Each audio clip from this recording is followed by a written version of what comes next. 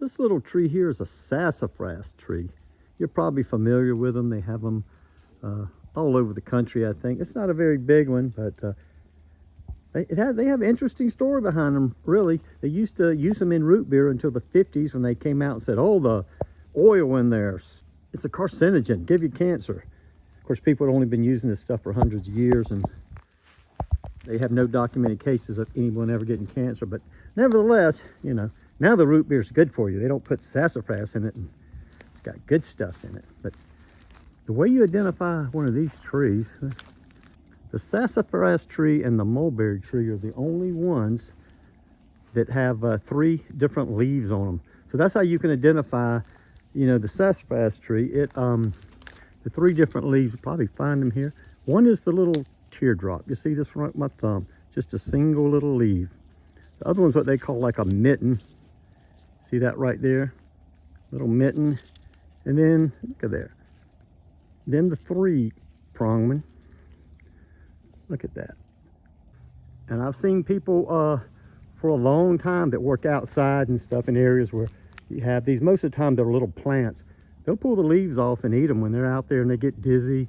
It's a blood thinner, like a liver cleaner. So some people, they scrape the bark off, use that in their mixture. They'll use the actual wood, grind it up into a powder. And the roots, of course, they're always like, you can take a tree and cut off some of the roots of it and it'll still grow, you know, the ends of them. And that makes that's what we used to make our sassafras tea with.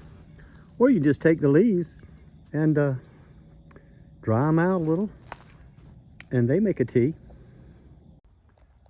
So this sassafras tree is in my buddy Steve's on his property. He's wanting to see how big it'll get.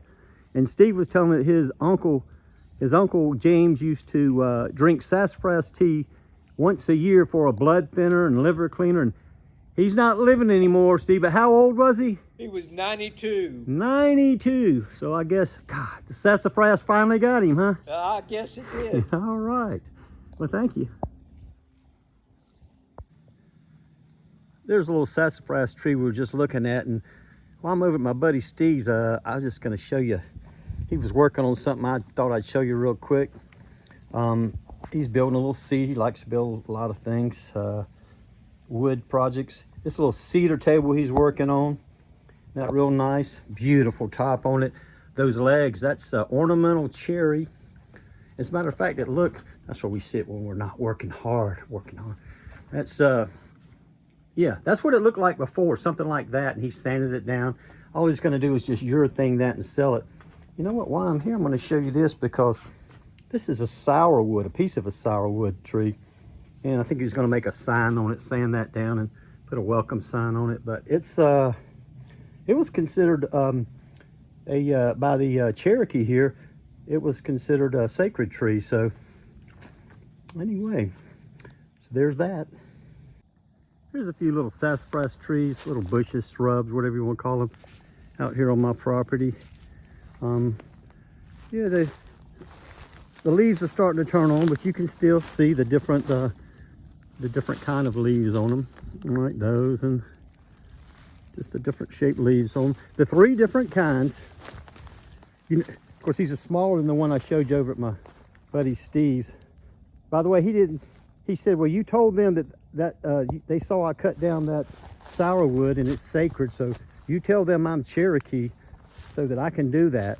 And he is half Cherokee, so I wonder if half of him doesn't like the way the other half of him has treated himself. That boy's got issues. Anyway, there's your sassafrasses.